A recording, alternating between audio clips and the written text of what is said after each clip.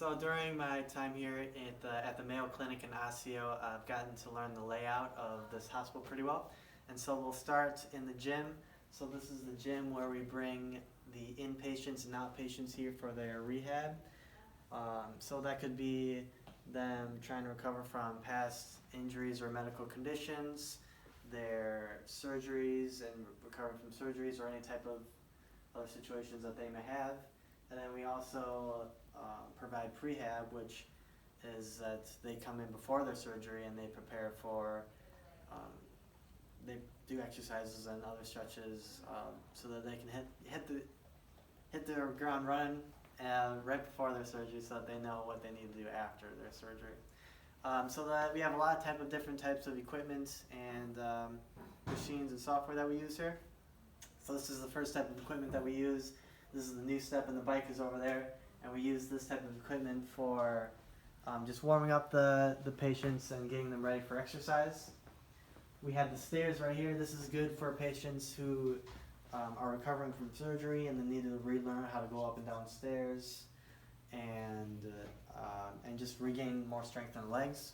Parallel bars are here, which is good for balance work and also giving a stable environment for them to relearn how to walk and other stuff like that.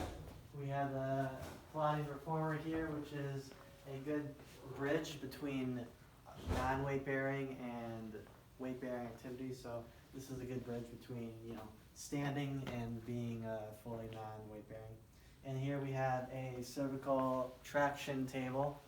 That's just good for getting some spaces out in your vertebrae and relieving some tension in the cervical spine and also thoracic.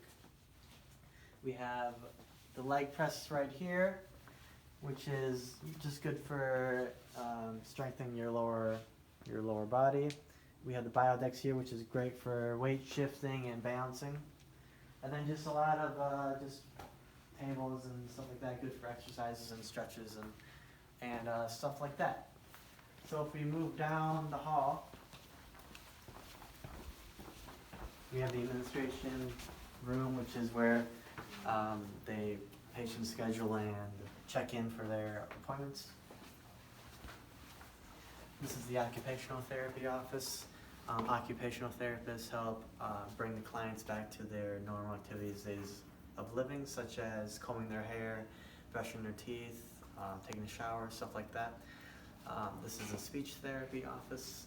Speech therapists help clients with talking and also swallowing. So if someone's having trouble, like if a little kid's having trouble saying his R's, they help with that. But also if like an 80-year-old patient has stroke, and they help them talk and swallow and stuff like that. If we keep going down, these are our physical therapy offices. This is where so physical therapists help patients return back to their baseline of movement, basically, like getting full range of motion back in with that joint. So if you have a total knee replacement, the physical therapist's main goal is just to get movement, full range of movement back in that joint and allow weight bearing and stuff like that.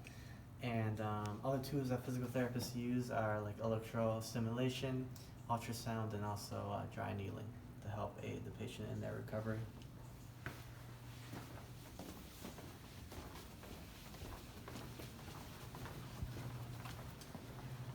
And then this is just the main hallway that we use, mainly for patients trying to gain strength back into their legs, mainly like endurance. This is about the length of a football field or so. Right here is the respiratory therapies office. Respiratory therapists help therapies that have trouble breathing, and they can either have asthma or bronchitis or anything else like that. And their trachea, they help with that. And let's say if a patient has sleep apnea, they'll hook you up to a CPAP machine and they'll help you breathing, and they have other types of machines that measure your oxygen consumption and stuff like that.